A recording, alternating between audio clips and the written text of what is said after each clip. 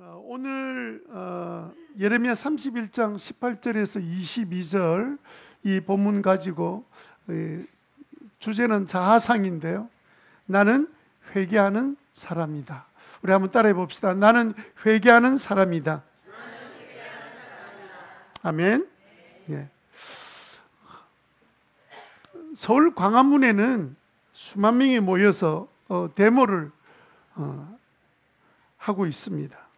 그 데모 내용이 뭐냐면 한쪽에서는 김건희 여사 사과해라, 명품백 사과해라, 윤 대통령 강한 외압 사과해라 하고 난리를 치고 있고, 또 한쪽에는 민주당 사과해라, 검사 탄핵 사과해라, 이재명 대표 사과해라 난리입니다. 서로 뭐라고요? 서로 사과하라고요. 난리인데 서로 사과 안 합니다. 왜 사과를 안 할까요?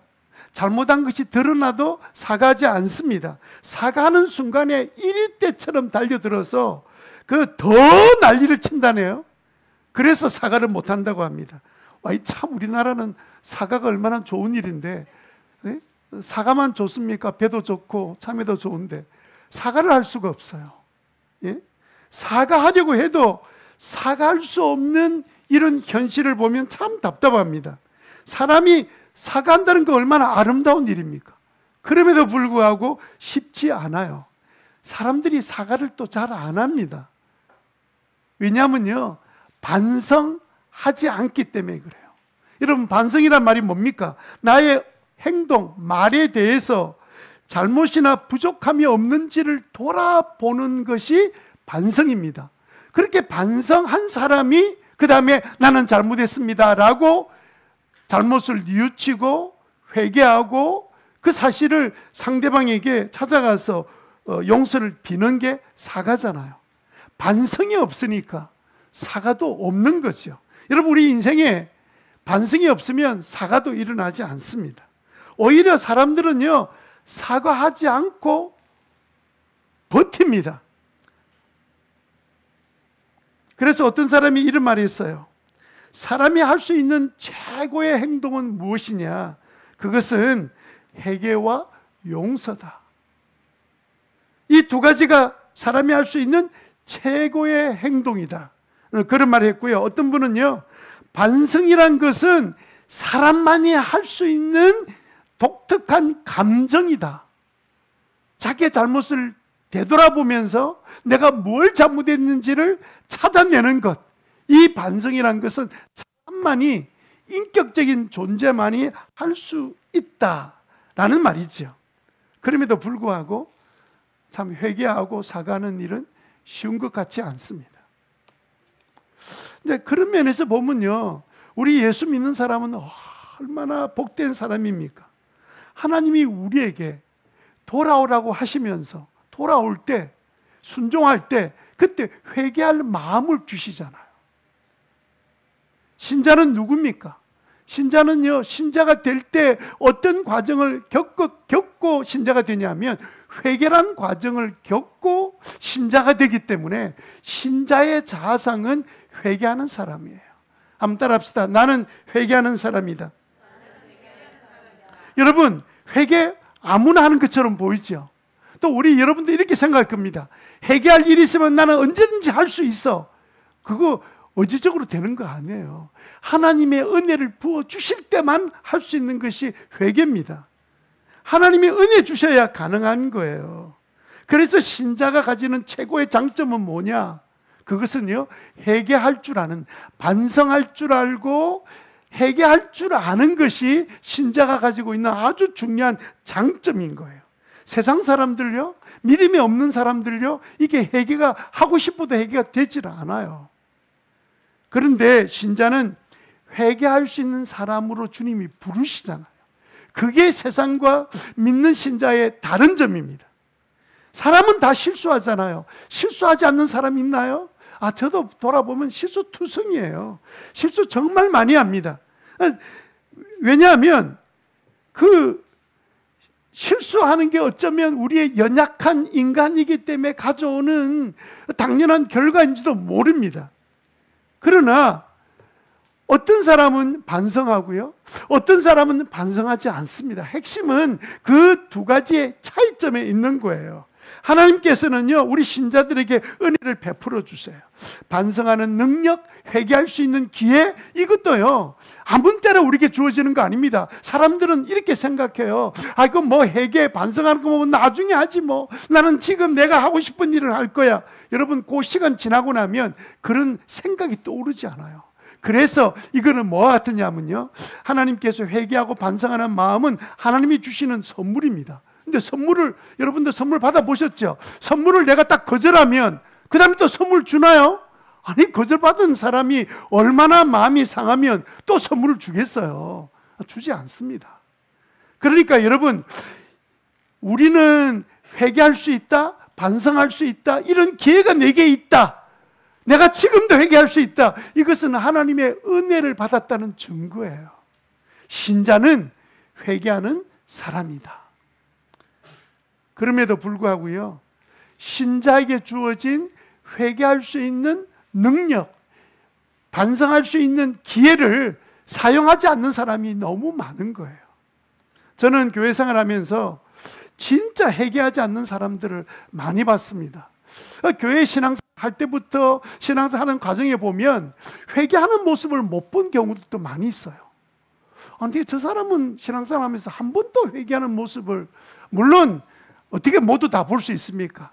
회개라는 것은 집안에서도 할 수 있고 길을 가다가 할 수 있고 언제든지 할 수 있는데, 그냥 교회에서 회개하는 건 못 봤다고 어떻게 회개하지 않는다 말할 수 있겠습니까? 그런데요, 여러분, 길 가다가 회개를 하거나 집에서 회개한 사람은요, 교회에 딱 앉아 있어도 회개가 저절로 나와요. 밖에 나가서는 회개되는데 교회 안에 들어와서는 회개가 안 된다? 그게 어떤 그런 개념이 생길 수 있겠습니까? 그러니까 여러분, 회개한다는 것은 신자가 가질 수 있는 독특한 성격이다, 이렇게 여러분 생각하시게 되기를 바랍니다. 어떤 분은요, 보니까 너무너무 미안했는지 그 미안하다 말은 하지 않고, 우리 밥 한 끼나 먹읍시다, 이래서 식사 한 끼 대접하는 것으로, 그냥 쓱 웃는 것으로 그냥 사과를 대신하는 분도 계세요. 아마 민망해서 그렇겠죠. 그 말 한마디 하는 게 오히려 더 쉬울 것 같은데, 내가 잘못했어요, 미안해요, 엄마 내 잘못했어요, 이 말 하는 것 마음속에 두고 있으면 상대방은 압니까? 하나님은 그걸 회개라고 생각하시겠어요? 그러니까 여러분, 이게 그냥 밥 한 끗 산다고 그게 회개된 것이 아니에요. 그냥 솔직한 마음으로 내가 그때 잘못했습니다 라고 말하면 될 일을, 그래서 회개를 성경에 보니까 밥 사는 것으로 회개할 수 있다, 그런 구절이 없어요. 회개는 어떻게 하는 겁니까? 찾아가서 내가 잘못했습니다, 미안합니다, 다시 하지 않겠습니다, 이렇게 하는 것을 회개라고 말하는 거고, 그렇게 회개하기 위해서 돌아가기 전에 내 머릿속에 일어나는 모든 활동이 반성이란 말이에요. 내가 뭘 잘못했지? 왜 잘못했을까? 그럼 어떻게 해야 될까? 그걸 뉘우치고 찾아가서 내 잘못을 사과하는 것, 이것을 우리는 성경에 회개라고 말합니다. 여러분 좀 어떤 분입니까? 여러분들은 부모와 자녀 간에 다툼이나 갈등이 있고, 부부 간에 싸움과 갈등, 말다툼이 있고, 이런 일이 있고 난 다음에 누가 제일 먼저 사과하는 사람입니까? 남편입니까? 아내입니까? 부모입니까? 자녀입니까? 여러분들은 직장에서 또 친구들 가운데 갈등이 생기고 있을 때 여러분은 누가 먼저 사과하는 사람입니까? 내가 먼저 합니까? 내가 왜? 지가 더 잘못했지, 그러면서 꽁한 채로 계속 버티는 사람입니까? 여러분, 우리가 예수 믿는다고 하면서 꽁하게 이 땅에 살다가 천국 가서도 만나면 꽁할 수 있을까요? 이미 이 땅에서 천국을 누리지 못하면요, 죄송합니다만은 천국에서 어떻게 꽁한 채로 살아요? 그러니까 여러분, 우리가 우리 마음에 뭔가 좀 부딪힘이 있고 갈등이 있었으면 내가 먼저 가는 거예요. 하나님이 그 먼저 가는 것을 기뻐하세요. 내가 먼저 사과하는 거예요. 그 사람은 10개를 잘못하고 나는 하나밖에 잘못한 게 없어. 그래도 깨닫는 사람이 가는 거지. 깨닫지 못하는 사람은요, 10개를 잘못해도 반성하거나 사과하지 않습니다. 여러분들은 오늘 이 시간에 용서 대장이 되시기를 바랍니다. 무슨 대장요? 꽁 대장? 아니고요. 용서하는 대장, 반성하는 대장이 되십니다. 하나님 우리에게 말씀하십니다. 너희는 어떤 사람이냐? 예, 우리는 회개하는 사람입니다. 그렇게 주님 우리에게 말씀하고 계세요. 너희들은 회개하는 사람이야. 그렇게 우리의 존재를 그렇게 말씀하고 계십니다. 한 번 더 우리 따라해 봅시다. 나는 회개하는 사람입니다. 아멘. 회개를 기뻐하는 것이 신자입니다. 회개를 해보니까 너무너무 좋은 거예요. 회개하니까 회개하기 이전의 상태와 전혀 다르게 하나님이 넘치는 은혜를 경험하게 됩니다. 그래서 신자는 또 회개하는 거예요. 물론 처음 할 때는 민망하고 내가 꼭 해야 되나, 내 자존심 때문에 다가가지 못하지만 어느 날 하나님 앞에 기도하고 엎드려 간구하는 중에 야, 너가 내 사랑하는 자녀잖아. 하나님이 우리를 먼저 용서하신 것처럼 너도 용서하지 않겠냐. 그렇게 하시면서 회개하라고 우리에게 말씀하세요. 그래서 우리는요, 어떤 의미에서 미안해서 회개하는 게 아니고요, 당당하기 때문에 하는 거예요. 나는 하나님의 자녀이기 때문에. 그런데 여러분, 그럼에도 불구하고 회개하는 게 잘 안 되죠. 왜 잘 안 될까요? 왜 진짜 어려울까요? 왜 하나님 앞에 나와서도 수많은 죄를 지었는데도 불구하고 회개가 잘 안 되는 이유가 뭐 때문에 그럴까요? 여러분, 막 부모 자녀 간이든 부부 간이든 친구 사이든 직장의 상사의 뭐 동료의 관계든 모든 인간관계 가운데서 우리는 남만 실수한다고 생각하지만 나도 실수를 많이 하거든요. 그럼에도 불구하고 나는 왜 그렇게 용서를 구하거나 내가 먼저 나서서, 내가 예수 믿는 사람인데, 나의 자상은 회개하는 사람인데 찾아가서 왜 사과를 먼저 하지 못하냐 말이에요.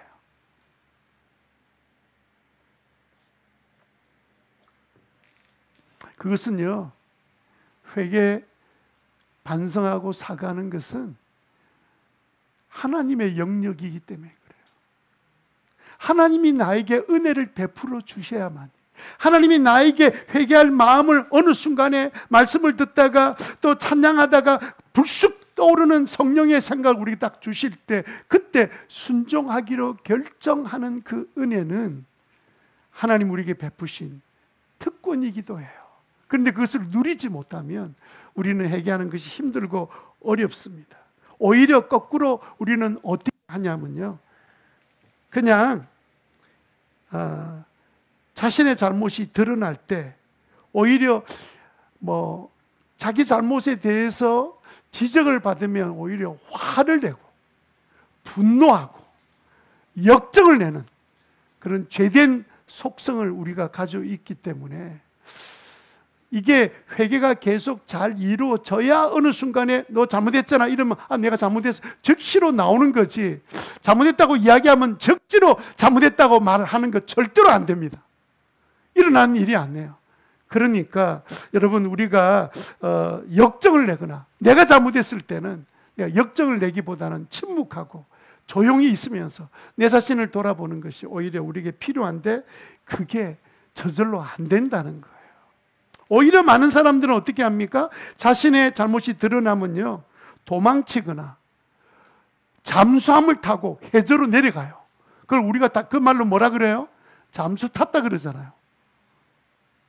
뭐 잠수를 타거나 서로 원망하거나 싸우거나 이런 모습은 수도 없이 봤는데 내가 잘못했다 하고 찾아가서 사과하는 사람을 많이 못 본 것 같습니다. 왜냐하면 진짜에게는 하나님이 은혜를 주실 때 할 수 있는 일이기 때문에. 그래서 여러분, 우리가 가끔 하나님께서 우리가 뉘우칠 마음, 반성하는 마음, 회개할 마음을 딱 주신 것은 하나님이 나에게 준 선물을 주신 거예요. 그거 놓치면 안 돼요. 그게 하나님이 나에게 주신 축복의 기회라고 여기고, 내가 당장 내가 가서 사과하고 내가 용서를 구하겠습니다. 그럴 때 하나님께서 주시는 놀라운 은혜와 축복을 누리게 될 줄로 믿습니다. 신자가 나는 회개하는 사람이다 이런 마음을 갖지 않으면 어떻게 살게 될까요? 첫 번째는요, 끝까지 고난을 당합니다. 끝까지 고난을 당한다는 말이 무슨 말입니까? 우리가 회개하지 않으면요, 회개하지 않는 것 때문에, 죄지은 것 때문에 우리가 고난을 당하지만 회개할 때까지는 고난은 계속돼요. 고난이 떠나지 않습니다. 여러분, 하나님의 입장에서 보세요. 하나님 입장에서 보면 우리가 회개할 때까지 고난을 그대로 내버려 두세요. 그래도 안 하면 더 큰 고난을 얹어서 주시기도 하세요. 왜요? 하나님은 우리가 회개하기를 원하시기 때문에 그런 거예요.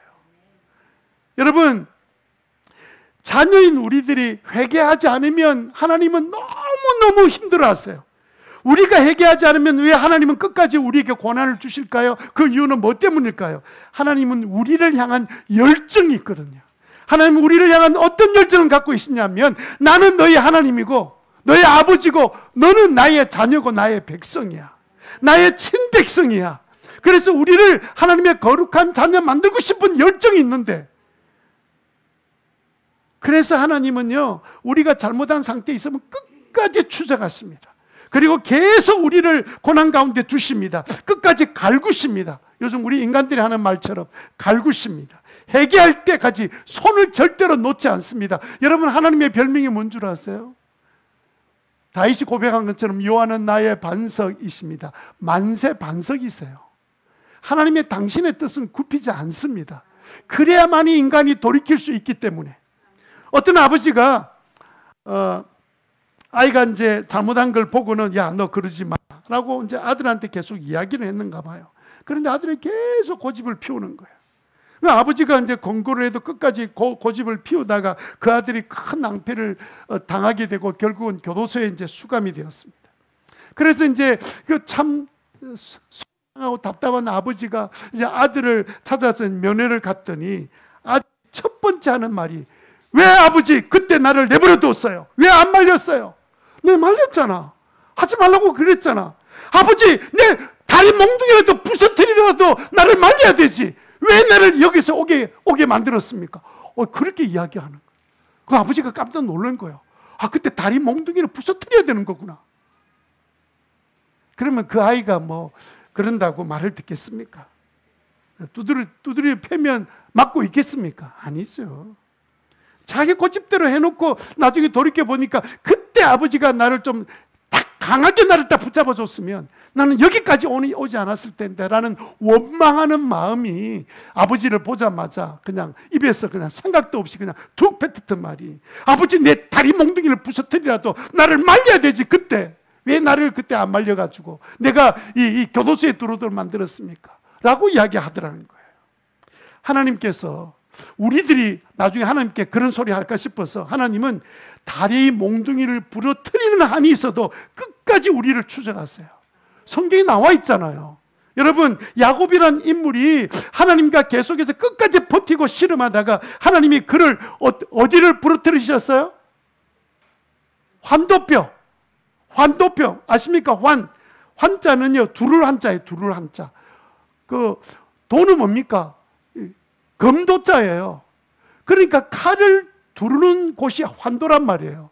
환도뼈, 우리는 요즘 엉덩이뼈라 그러죠. 이걸 뭐 고관절이라 그러나요? 하여튼 대퇴골을 말하는 부분인데, 이 뼈 가장 뼈 중에 하나의 뼈 중에 가장 길고 가장 탄탄한 뼈가 이 뼈인데 하나님께서 그 뼈를 한순간에 부러뜨리고 마셨습니다. 그때 야곱이 정신을 차리고 하나님 앞에 회개하고 눈물 흘려 회개하고는 그 다음에 하나님을 꽉 붙들었습니다. 하나님, 제가 잘못했습니다. 하나님, 저를 축복해 주세요. 제가 그동안 나는 형에서만 두려워했지 하나님 두려워할 줄 모르고 내 마음대로 하나님 앞에 했습니다 라고 하나님께 붙드니까 그제서 하나님께서 내가 졌다. 아니, 하나님이 다리 환도뼈를 부러뜨려 놓고는 이제 막 매달려서 회개하고 막 하나님 붙드니까 이제 내가 졌다. 하나님께 회개하고 눈물 흘려 회개하고 하나님 꽉 붙들 때는요, 자녀인 우리들이 붙들면 하나님 아버지는 그냥 져주시는 거예요. 그것 때문에 기다리고 계셨던 거예요. 내가 졌다 라는 그 음성을 여러분도 듣게 되시기를 바랍니다. 하나님은 그럼 언제 져주시나요?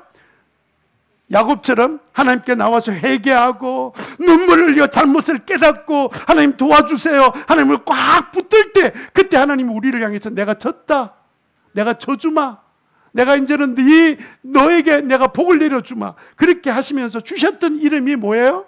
야곱에게 주셨던 이름? 이스라엘이지. 이스라엘의 이름의 뜻이 뭐예요? 하나님과 겨누어서 싸워서 이겼다는 뜻이죠. 무엇으로 이겼어요?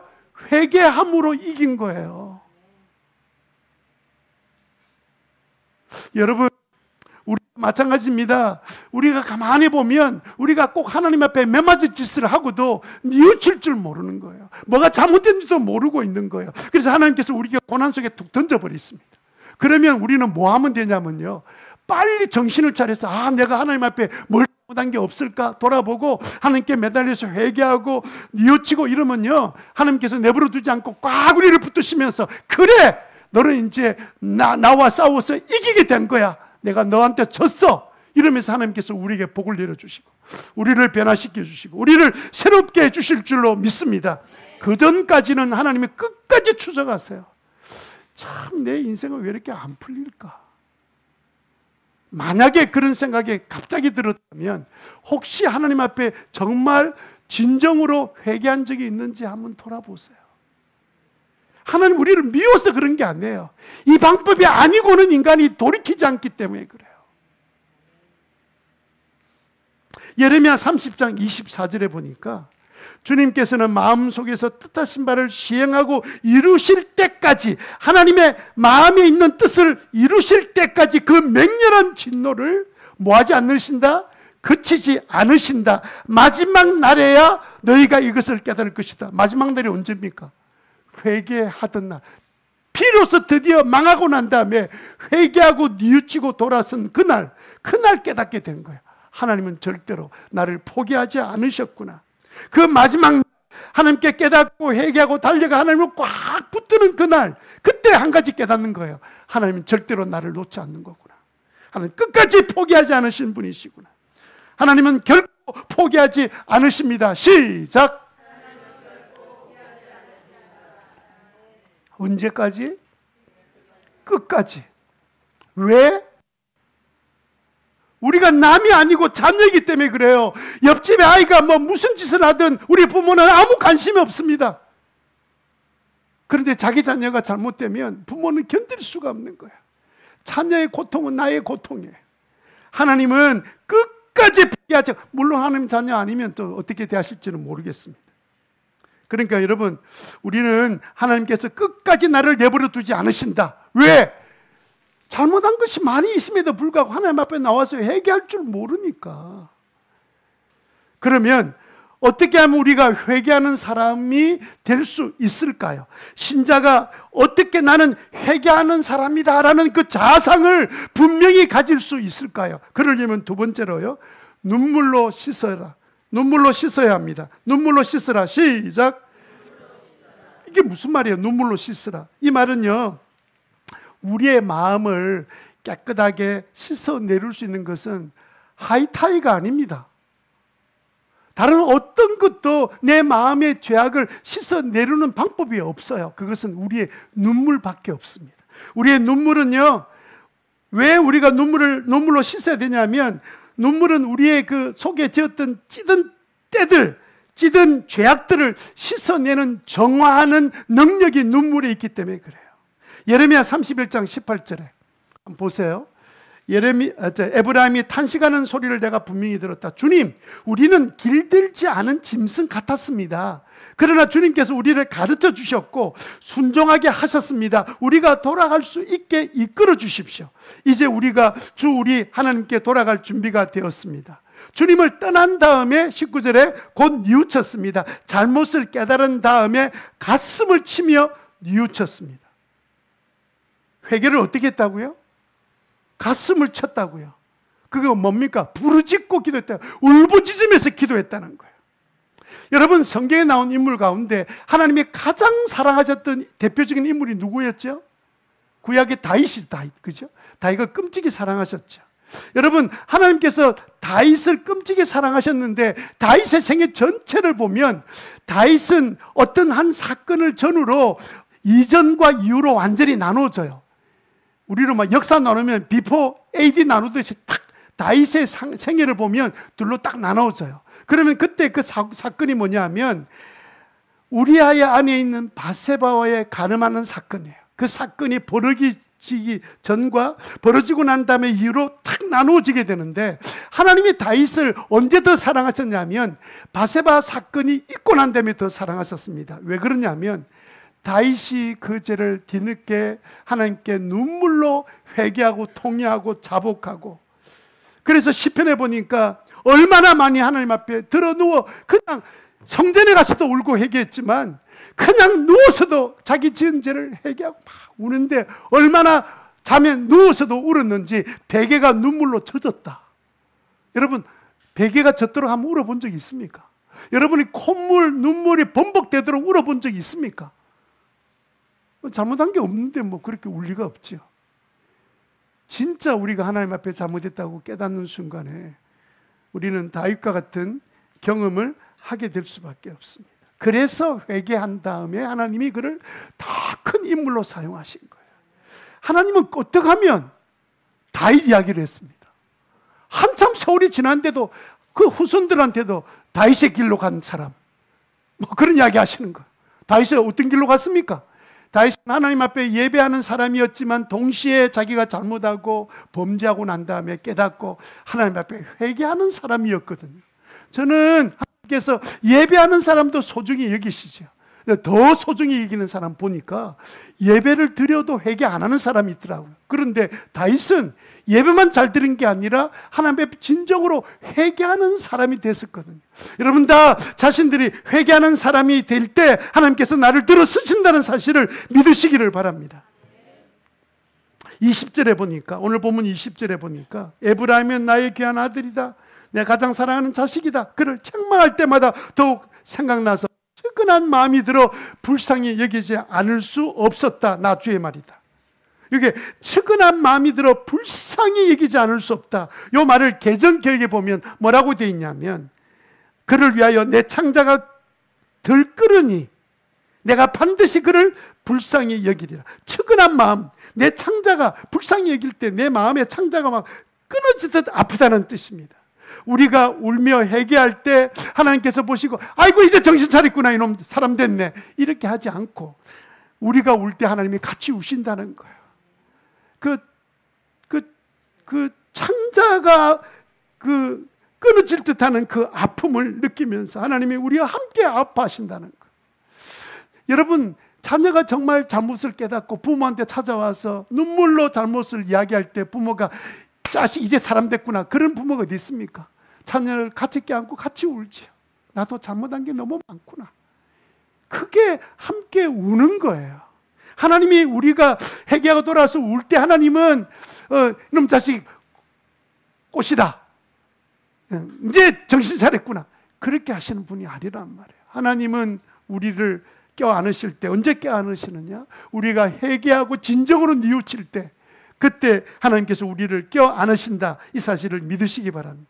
하나님만 그런 줄 알았더니 예수님도 그냥 그 당시에 이스라엘 사람들이 막 그냥 지나가고 오고 가는 그 아이들과 어른들의 모습을 보면서 주님께서 뭐라고 보셨냐면, 저는 목자가 없는 양처럼 유리방황하는구나, 그러면서 민망히 여기셨다. 이 민망히 여기다는 말과 똑같은 단어입니다. 측은히 여기다는 것과 똑같은 말입니다. 창자가 끊어지는 아픔을 느끼셨다는 거예요. 예수님이 그 당시에 그 방황하는 그들을 보면서 우셨다는 거예요. 창자가 끊어지는 아픔으로. 그만큼 하나님은 눈물로 우리를 소중한 자식처럼 여기셨다.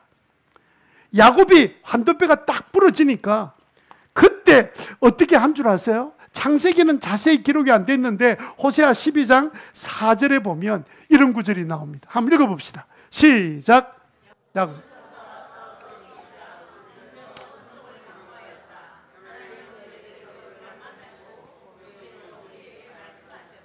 야곱이요, 천사와 싸워서 한도뼈 부러지고 난 다음에 얼마나 우는지 몰라요.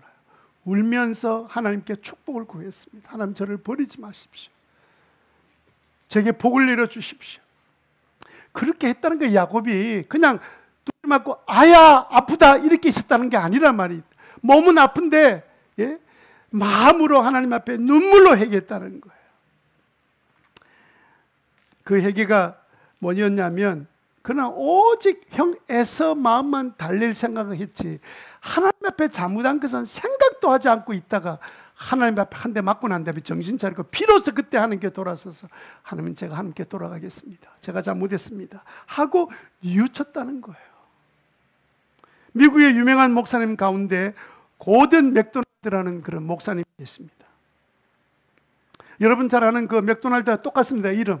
그런데 여러분 빵을 생각하시면 안 되고 이분 이름이 고든입니다. 고든 맥도날드라는 분인데 이분이 유명한 목회자였습니다. 그런데 이분이 사역하시다가 7번째 계명을 어기시고 간음을 범했습니다.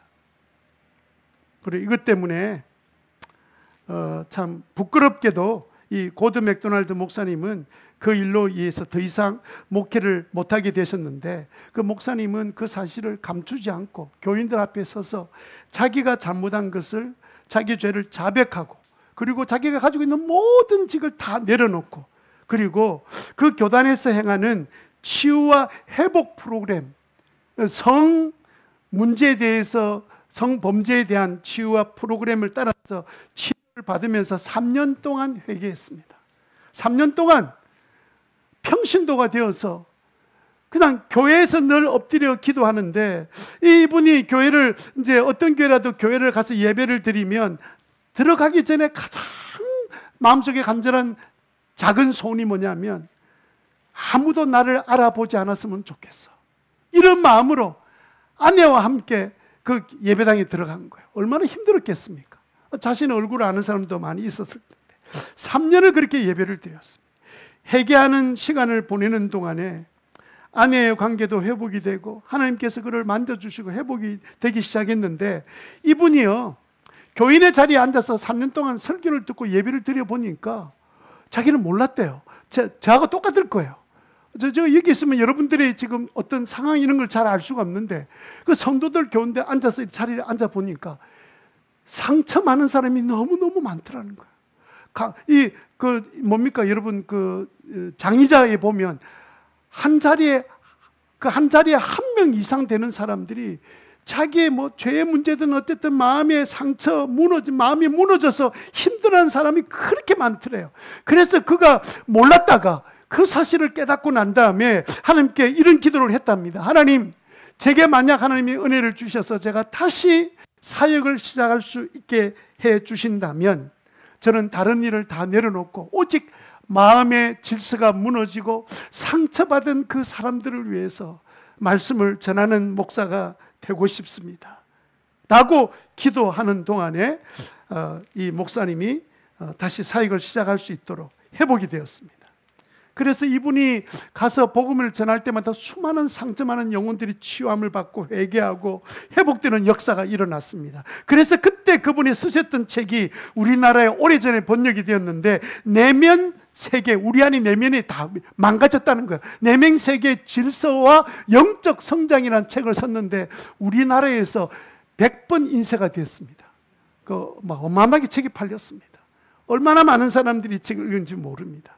그래서 이분이요 회개하고 난 다음에 더 큰 사역을 하고 그리고 난 다음에 이런 책들이 나와서 그래서 이분이 사역을 시작하는데 여러분 빌 클린턴이 성 문제로 신문이 나고 때 그때 담당 목사가 누구였냐면 바로 고든 맥도날드 목사입니다. 이게 자기가 겪었던 일들이기 때문에 가서 치유하고 돕는 사역에 이제 정부로부터 부름받아서 그 일을 하게 되기도 하고요.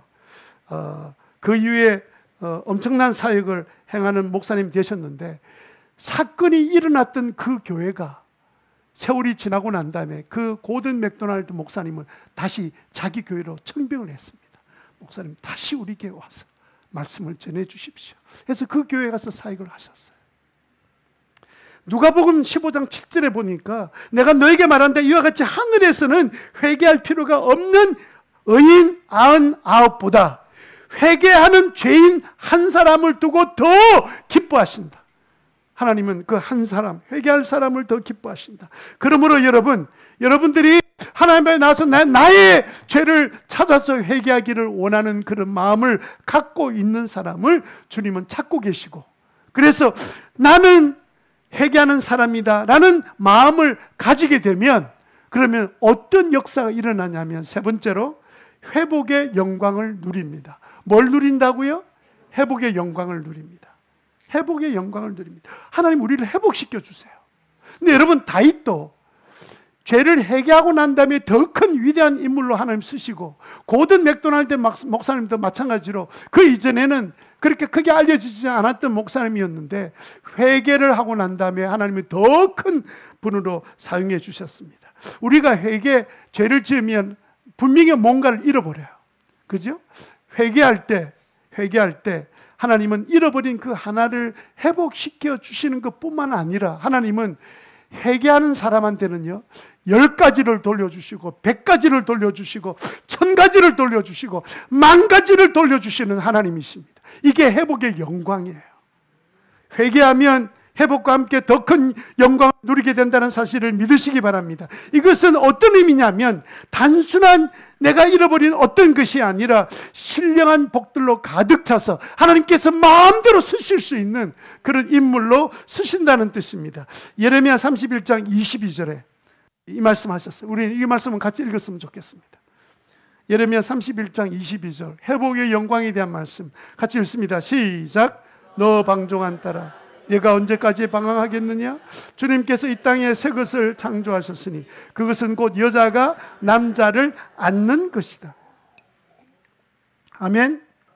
이게 여자가 남자를 안는다는 표현은 무슨 말이냐면, 방종했던 이스라엘 백성들이 회개하고 돌아와서 하나님, 신랑 되신 하나님께 돌아와서 하나님을 안는다는 뜻입니다. 이게 그 당시에 중동 지역이나 지금도요, 남자가 여자를 안는 거지 여자가 남자를 안는다는 표현을 잘 쓰지 않아요. 그것도 이게 지금 몇 년 전의 이야기입니까? 3000년 전의 이야기예요. 그러니까 이게 바로 곧 여자가 남자를 안는다, 이 말은 이제는 하나님 백성들이 회개하고 돌아와서 하나님 사랑합니다 하고 하나님을 안는 회복을 이야기해요. 영광스러운 회복을 이야기하는 거예요.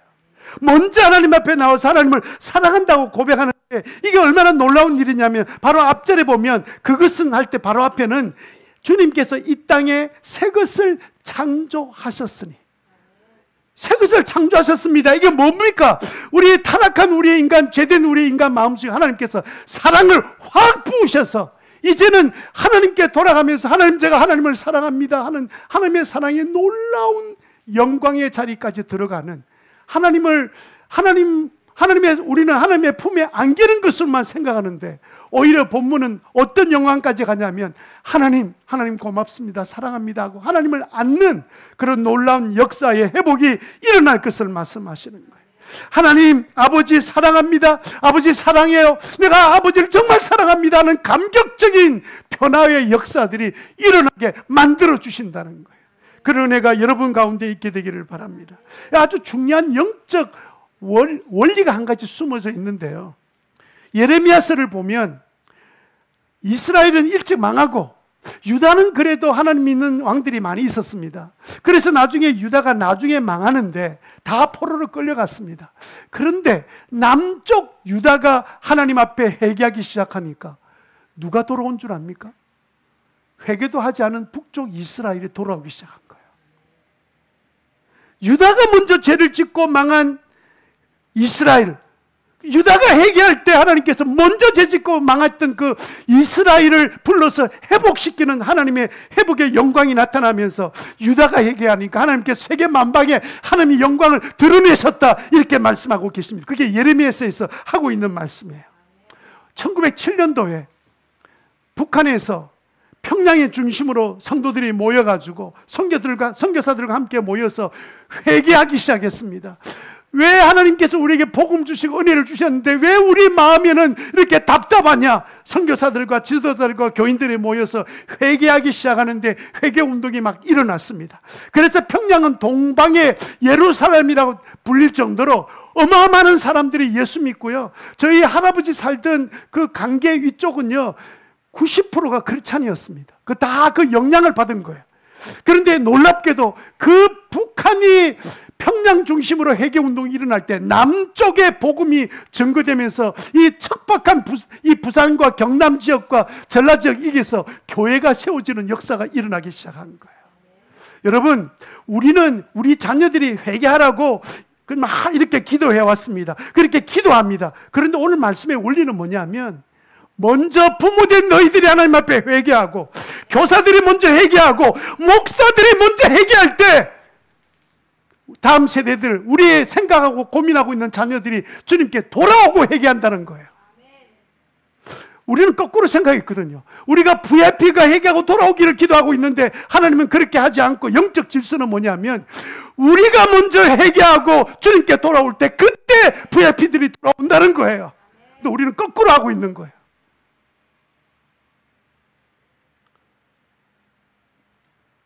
이번 주에 25일, 27일 날 2박 3일 동안 그룹 중고등학생들이 수련회 합니다. 예수님 만나게 되면 변화가 일어나게 돼요. 그래서 우리가 우리 친구들을 위해서 우리 친구들에게 하나님의 자녀의 놀라운 축복을 누리게 해달라고 하나님께 기도하고 성령의 부으시는 역사를 위해서 기도하고 있었는데, 우리 본문에서 하나님 우리에게 하시는 말씀은 다른 게 아니고 네가 먼저 회개라. 저보고 하시는 말씀이에요. 네가 먼저 회개라. 부모들이 먼저 회개해라. 교사들이 먼저 회개해라. 그러면 아이들은 저절로 내가 돌아오게 만들어 줄 것이다. 이게 영적 질서예요. 그래서 이번 주는요, 월화 기도회, 수요 성령 체험 기도회, 목금 목장 모임 외 시간에는 우리 부모들이 교회에 와서 자녀들을 위해서 회개하도록 기도하기 이전에 우리 자신들의 죄를 주님 앞에 회개하고 뉘우치고 돌아서는 역사가 일어나게 되기를 바랍니다. 수련회 저녁 집회 때는요, 엄마들이 교회에 나와서 우리 자녀들과 함께 기도하는 시간들을 갖는 게 필요합니다. 문제는 자녀가 아니에요. 부모가 문제라고요. 우리가 문제라고요. 우리 백성들의 문제가 아니라 이 나라 지도자들이 문제인 것처럼 우리들이 문제란 말이에요.